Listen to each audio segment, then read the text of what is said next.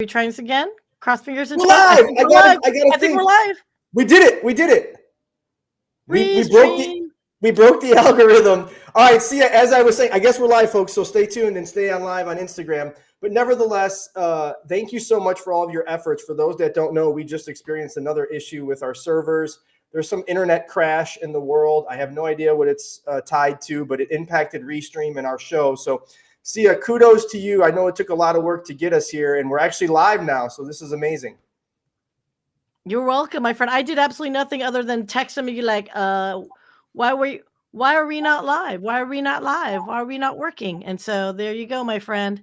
Nope, it took a lot of effort. Don't kid yourself. We've been doing this, working on this since 9 o'clock, so for 2 hours. But I know this is my favorite time of the year, and I wanted to ask you quickly, like, what do you think about now that it's fall, we're changing seasons? Like, what are some things that come to mind for you?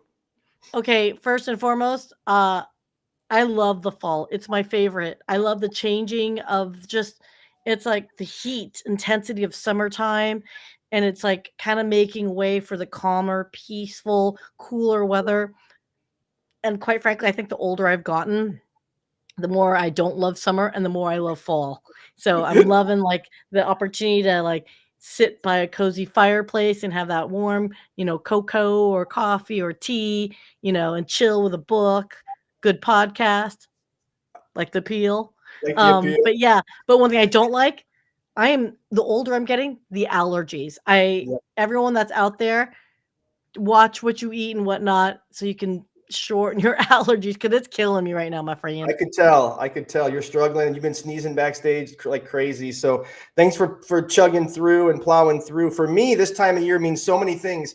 As you know, I'm a diehard sports fan, Chicago sports nut, right? This week is one of the few times in the year where like all the major sports are playing, right? So the Chicago Blackhawks have already started their season. The Bears are playing. Unfortunately, the Cubs and Sox aren't, but Major League Baseball is still going. And then I think it's Wednesday, the Bulls start. So we have like all four major league teams, pro teams playing at once, which is a super cool thing. And then, of course, it's gala season, right? I have so many upcoming amazing events and partnerships that I just want to highlight coming up. We have the SLSF, the Special Leisure Services Foundation, which we've had Anne and Megan and Liz on previously, and Journeys and Beth Neighbors Power. She's been on before as well. I'm serving a few high schools in the region, Notre Dame and Bishop McNamara coming up. And then we're, Giving Tuesday is an event we really highlighted last year. We're getting ready to do another streamathon, which we're like 60% full with guests already. So I don't know, we might have to extend the 2-hour streamathon to 3 if you're cool with that, Sia. But on Giving Tuesday, go ahead. Yeah, I know. You're going to say yes. I have no life. Sure, why not? I know. That's why I love you. But in another cool thing that just happened, Jerry's Cafe in Arlington Heights, Illinois is an amazing cafe employing people age 22 and older with various abilities, making sure that they can have a good, thriving life and being employed in a welcoming environment. And after the streamathon that night at the Arlington Ale House, I'll be calling bingo once again for their bingo Giving Tuesday event. And so I'm super excited to have that. And speaking of bingo, as you know, we supported Brandon Lee and the Making Strides Against Breast Cancer Foundation fundraise effort. And I'm happy to say this is the most she's ever raised, well over $6,000 for breast cancer research. And I was super happy to help her by calling bingo as well. And of course, without our partnerships, we would not be. And of course, we have some amazing sponsors too, Sia. It's also tattoo season for me. I feel like I've been with Patrick the last few times over the last few months, getting some awesome updates on my Pearl Jam mural. But if you don't know, Patrick Cornolo and Speakeasy Custom Tattoo are located in the Wicker Park neighborhood of Chicago in the historic Flatiron Building. With over 30 years of experience, they have a curated staff of magnificently talented local and international artists, and they continue to host monthly guests from all over the world. Speakeasy is an appointment-only custom tattoo shop offering a wide range of styles in the most clean and relaxing atmosphere. Whatever it is you're looking for, they will absolutely help make your vision come to life. So please be sure to check out their artists on their website at www.speakeasycustomtattoo.com. Be sure to tell them Chris sent you, and it's quite possible you'll see me in the chair next to you when you go there next. So, Sia, as you know, I'm a fan of tattoos, and I'm also a fan of that amazing intro you created for the show. So let's get this thing started, huh? Let's do it. Oh, Come on. well, maybe not. Oh no. Well, that's all right. No. We're having Hold on issues. a second. We're having minor issues. Minor issues. I can't play the video. Hold, please. We'll give it one more good effort.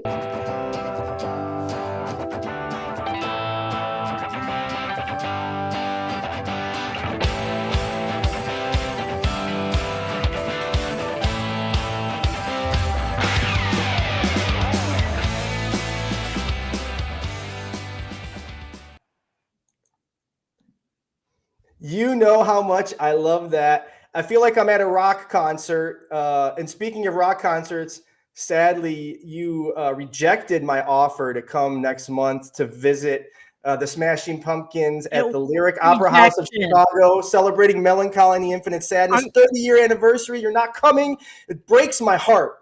Look, if it wasn't for the fact I had responsibilities, I would 100% make it, because So you're saying you have a life. I may just show up just because, like, at this point, like, I'm so torn, because I know we had to make a decision, and I was like, I can't commit. So I was like, oh, just give my ticket away to someone local or one of your buddies. I'm still holding it. But as you know, you and I have both been to millions of concerts, and for me, one of the most necessary and needed things after going to a show is like a good hot shower, right? And Legit. It kind of leads me into today's guest, Paul Schmitz with ShowerUp, and just hearing about the amazing work they do for the unhoused or homeless populations in 7 cities across America. ShowerUp serves those experiencing homelessness and anyone in need by providing mobile showers, laundry, hygiene resources, and personal care. It's their goal to shower grace, hope, and love with everyone. Of course, ShowerUp is a nonprofit organization. And Sia, as much as I would love to keep you on and razz you about not coming to the Pumpkins next month, we got to get to Paul and hear about the amazing work of ShowerUp. I'm so excited for this conversation. You guys have some serious, great conversation. And hi, Paul. Bye, guys. Have a great chat. Hey, guys. Paul, thank you so much for joining me and accepting this invitation on the appeal. I'm so excited to have this conversation, to learn not only about all the amazing things ShowerUp does and is to people across the United States, frankly. And obviously you serve here in my backyard in the Chicagoland area, which excites me even more. But you have like a super cool background. Like you took a unique path. And so I want to just give you the stage, welcome you. And just, if you don't mind, tell folks who you are, how you got to be where you're at, and what ShowerUp's all about. Yeah, Chris, I appreciate that, man. Thank you so much. So Paul Schmitz is my name, and I am an Illinois guy, born and raised in the Peoria area, and then spent really most of my life in Christian radio, spent 35 plus years in Christian radio. And during that time, obviously, I had a lot going on in my life, and, and there was a lot of opportunity to do some things that were, involved in the community. But it really was kind of just about 10, 15 years ago that I really got involved in serving and caring for those who are experiencing homelessness, for the people that you see on the street. And what really happened was a transformation happened in my heart that God really kind of started and then grew. It wasn't one of those things where you kind of go, well, I feel like I have to do this. I feel like I need to do this. It was more like a compelling thing because my heart changed. And as my family and I started serving and providing meals and clothing, we really started having conversations with people. And it's the conversations, like what we're doing right now, when you sit down and get someone's story and you really dig into who they are and not just kind of go, so why are you homeless? When you sit down and talk about people and you hear their story and you share your story and you talk about sports and you talk about the weather and you talk about all the different things that we all talk about, you build friendships. We began to see that there was a real need for something like hygiene. And we started doing some research and realized if you're experiencing homelessness, okay, you're probably going to be able to find a place to get a meal at least once a day. You're gonna probably find a place where you can get some basic services, mental health care and things like that. There are great resources for that. One thing that's really hard is finding a place to get a shower. Well, you and I both know that if you don't have a shower, what are the odds going to be that you're going to want to get a job, be able to keep a job, feel like, you're putting your best foot forward. And so that was really kind of the start of what ShowerUp began and became, was this idea that, you know what, people need something as fundamental as a shower to make a difference in their lives. It's so, so true. And, you said a few words that, if you don't mind, I just want to get your take on. And we were talking briefly backstage, right? I think as society evolves, and in some cases, rightfully so, and in other cases, maybe it's a stretch or a reach, right? We're learning better how certain populations want to be addressed, right? And admittedly, as someone who doesn't experience homelessness or I don't, unless I work with great organizations like yourself or Journeys or some of the other partners of mine, I'm not around it every day, right? So I'm very much walking on eggshells now. Is it a homeless person? Is it an unhoused population? Like, what? Tell me what you're experiencing actually doing the work on the streets. That's a great question, honestly, because we all want to be respectful, and we all want to, say the right thing. And honestly, there's been a real push to call people, unhoused, or people experiencing homelessness, things like that, because you want to talk about kind of what's happening to them and not who they are as a person. I remember years ago. I mean, this is, it wasn't uncommon 30, 40 years ago to hear someone referred to as a bum, because that was what everyone kind of referred to them as. Obviously, that's pretty derogatory and pretty mean.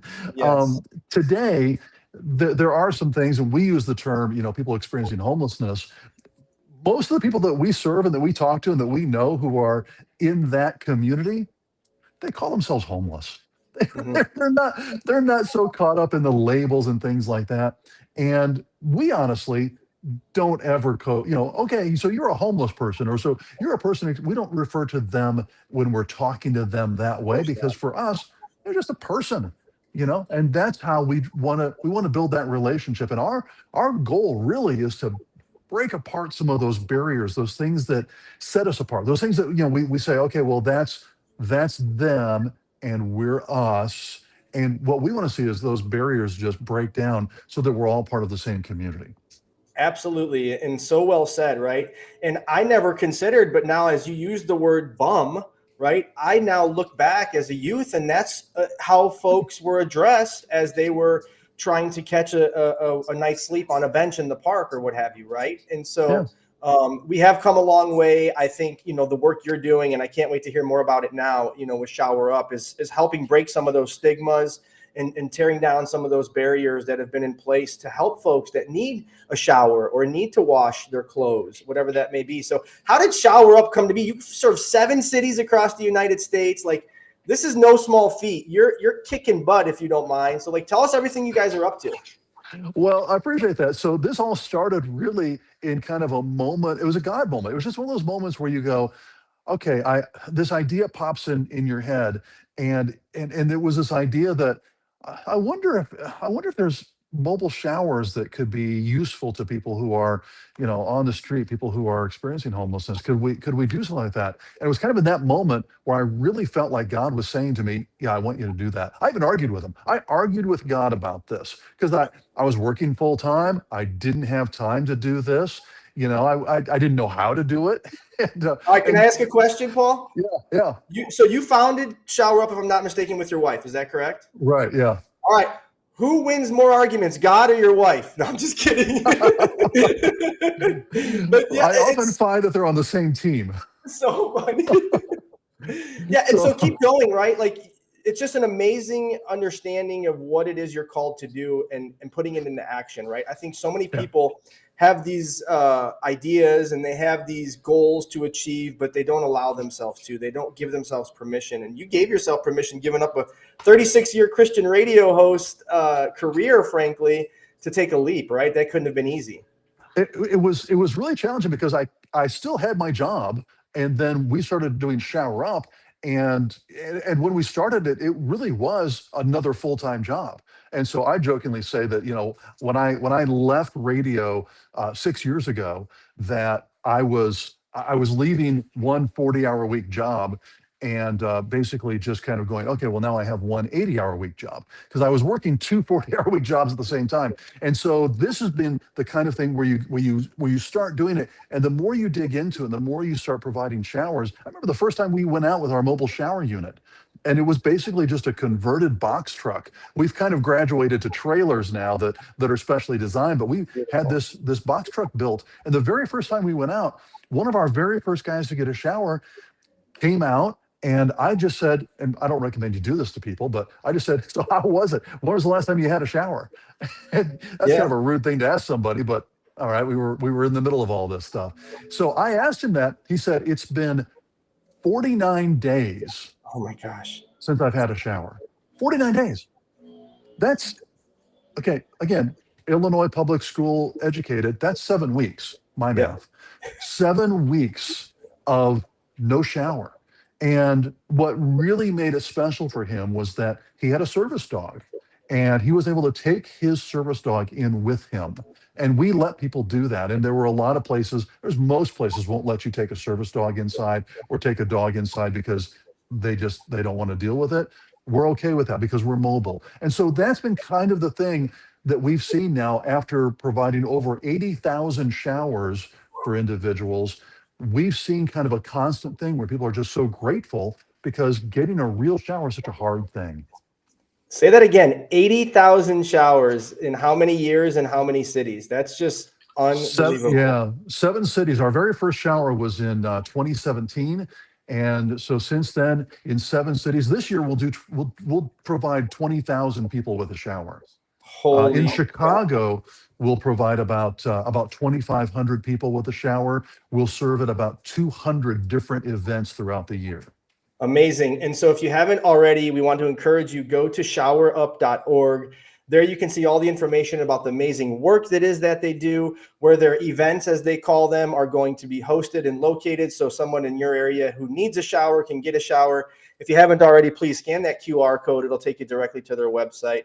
Paul, we were talking, so name the 7 cities, right? And how did that start, and how is it that you're growing so quickly? 8 years, 80,000 showers, 7 cities, that's no small feat, right? So how are you scaling this, and what are some of your partnerships and ideas you have for the future? Great question. I mean, that's a very involved question, obviously. So really, when we first started here in Nashville, Tennessee, was our very first city. We didn't know what to expect. And when you start looking at the growing rate of homelessness across America, 1 in every 385 Americans is experiencing homelessness this year. Think about that, 1 out of every 385. In some cities, in fact, most of the cities that we serve in, including Chicago, Wichita, Tampa Bay, Huntsville, Alabama, Memphis, and Chattanooga, it really is a much tighter number. It's more like 1 out of every 240 to every 260 people are experiencing homelessness. If you think about that number, that's a lot of people.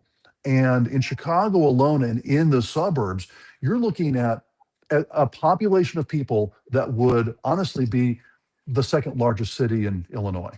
Yep. It's that big is the number of people. And so what we've seen is that when we go into a city, it really involves local community involvement, local donors, local volunteers, local partnerships. And that's the cool thing, is because we collaborate with other nonprofit organizations. The reason we are able to do that is because we don't take any government money.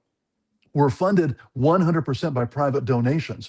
Individuals, businesses, churches, anybody who cares about what we're doing and who cares about providing some grace, hope, and love for people, that's who supports what we do. So when we collaborate with other organizations, we're not fighting with them on government grants or government money or things like that. We get a chance to work together and serve these individuals in a very meaningful way. Absolutely. And you said it best. Showering them with grace, hope, and love, right? Which is exactly what it is you're doing. And as you know, I focus largely on working with organizations like ShowerUp on the fundraising aspect as an auctioneer. And I always think it's important for founders or executive directors or CEOs, whatever the head of the organization is, to talk about funding, right? As you just said, 100% of your resources are coming through private donations, partnerships, corporations, sponsorships, et cetera. So if you don't mind, talk a little bit about your budget, right? What does it take to run 7 cities, throughout the United States, right? 80,000 showers. Like, how much money's coming in and out, right? What are the expenses and donations look like for ShowerUp? Oh man, this is a Shark Tank moment. Know your numbers, right? No, generals are fine, right? I think it's important because obviously we want everybody to go to your website and kick $5, $10, $1, whatever it is you can contribute, folks. So please, if you haven't already, scan that QR code and give a donation, to ShowerUp. But talk about your budget because it's all privately funded. That's unique. Yeah. So for running 7 cities, and again, this year we're going to do approximately, again, organization wide, not just Chicago, but all the cities that we're involved in. We're about 1,500 different events. This month alone, we're going to be serving at about 45 to 50 different locations, different events, just this month. And so we kind of do that. Through all of our cities, we're going to serve again like 20,000 showers. So we have 3 full-time staff people running the 7 cities and about 7 part-time people. The biggest expense we have would blow you away. It's our insurance. Insurance is so expensive, but on an annual basis, it costs us about $900,000 to operate the 7 cities. Unbelievable, right? I never considered insurance, right? And now that I think about it, I was a park district professional for 10 years. I was a director of recreation. I was in charge of liability and risk management and all these different things. And I could only imagine, the slip and trip hazards that you have to overcome, right? Giving water and things of that sort, and people's physical capacities, right? You're not always understanding who it is you're dealing with. You're just trying to give them a shower. You don't know their personal background, right? Can they walk upstairs? Can they shower themselves? I could only imagine the insurance cost. I thought it would have been water, but I guess I'm way off. Water is so cheap. that's the funny thing. Water is so cheap that it's one of our least least important expenses as far as that goes, from a budget standpoint. But insurance is big, and yeah, because really we want to make sure that everyone's safe and everyone's protected, everyone's cared for. But really, when you start looking at, okay, fuel and gasoline and propane. We run our mobile shower units on propane. And so we're running generators and tankless water heaters. Everyone that comes to us gets a clean towel. They get a toiletry kit. They get a private shower experience. So they go in, our shower trailer has 3 shower suites in it. And they're going to go into one of those shower suites. I don't like the word stall, so we call it a suite. Sweet. I And love it. they go in, it's air conditioned. In Chicago, our unit's actually heated too, because we'll actually serve on days when it's below freezing. So it's heated, air conditioned, LED lighting, private tankless water heater, unlimited hot water, locking door, and no time limit.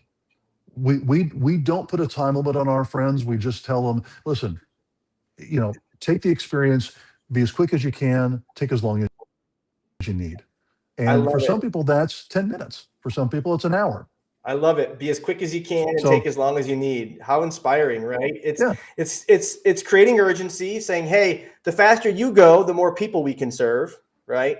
But we're not in such a hurry that we want to diminish your humanity and your opportunity to get a dignified shower and become clean, right? And put your best foot forward, which is why I've been so excited to have this conversation, right? What it is you folks do just fills my heart. As I said, I work and partner with other organizations who tackle homelessness in their own way. And I can't wait to introduce you to them, because I could only imagine the collaborative opportunities that lie ahead in those introductions. But, we're getting ready to wrap up. We don't want to take too much of your time. I know you're busy, but is there anything, I didn't ask you, some things maybe you want to highlight about ShowerUp that will really make someone else want to scan that QR code? And if you haven't done it already, please do so and send a donation or look where you can volunteer for their next events. So Paul, is there anything else you want to highlight before we sign off? I would just say this: everyone knows or has seen somebody stand on a corner with a sign, or they've seen the tents in the parks, or they've seen the tents under the overpasses and the bridges. We all want to do something. We all want to make a difference. And for most of us, we can't do something for everybody. We can't solve the problem, but we can do little things to make a difference. And whether it's scanning that QR code and making a donation to what we do, again, a mobile shower, Does it change everyone's life? No, but it can change someone's moment. It can change someone's day. It can be that thing that starts the trajectory to make changes and positive impact in their lives. But we can all do something. And so I would encourage you that when you pull up to that stop sign or that stoplight and you see somebody there and they're flying a sign, you feel uncomfortable, do this. Take a moment and just look at them and smile and give a wave. That's all you have to do. Acknowledge their existence. If we could acknowledge the existence of people who are going through a hard time, think of what kind of impact that can have on their day. Unbelievable. People who feel invisible. So true, right? I think that speaks to the greater mental health crises that we're experiencing as a nation, right? You know, some of my passions with Walking Tall and what have you. And exactly right. People just want to be seen and heard and made to feel welcome, right? And so a simple smile, a wave, if you can't send $1, you know, somebody on the corner's way, you know, goes a long way. And what you're doing goes even further, Paul. And it's just been so inspiring to get to know you, to learn about the work of ShowerUp, how it came to be, what it is you're doing. And so before we sign off, I want you to point people in your direction. Obviously, we've been having that QR code up. If you haven't already, please scan it. Obviously, showerup.org. But how can folks connect with you, your website, your whatever it is you want to highlight? Now's your chance. Well, the best thing you can do for us is come join us and volunteer. Super easy, no experience. We've made an easy on-ramp, and you can come really face-to-face with people and get a chance to hear their story and serve in a very easy way. If that's not something you can do, we would love for you to consider a donation. Again, we're privately funded by people just like you, individuals, churches, businesses, families who give what they can. No government money, no tax dollars. And we like it that way because that means that we all can be the change that happens in our world. So showerup.org is where you can go. And thanks for considering your participation, your level of giving. Love it, love it, love it. Partnerships and collaborations are what it's all about. So I'm excited to volunteer for you folks in the upcoming months. So please, you got my information. If you're ever looking for a guy to help in any way he can, reach out. And as I said, partnerships earlier, I highlighted, Paul, our sponsor, Speakeasy Custom Tattoo. And if not for them, this show would not be happening. Their sponsorship enables us to have Sia and her high-end production, of course. And she does a lot of work, as I said earlier, Brilliant Beam Media. Without Speakeasy and Brilliant Beam Media, we wouldn't have this show. And so I'm just so honored that they believe in me. And because of they believe in me, we get to highlight great organizations like yours and ShowerUp, Paul. So shout out to Brilliant Beam Media. And then before we sign off, I want to highlight Towsy, and we're going to say goodbye. So, Paul, thank you so much. This has been an honor to have you. Have a great rest of your day, and hail, hail.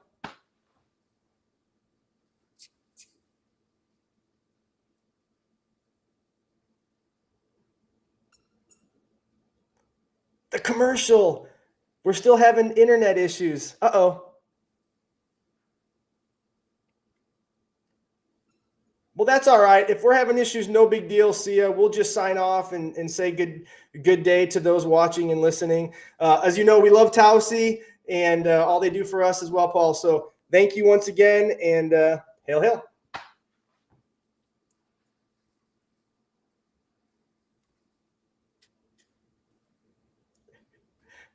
We couldn't go live. Now they don't want us to go off.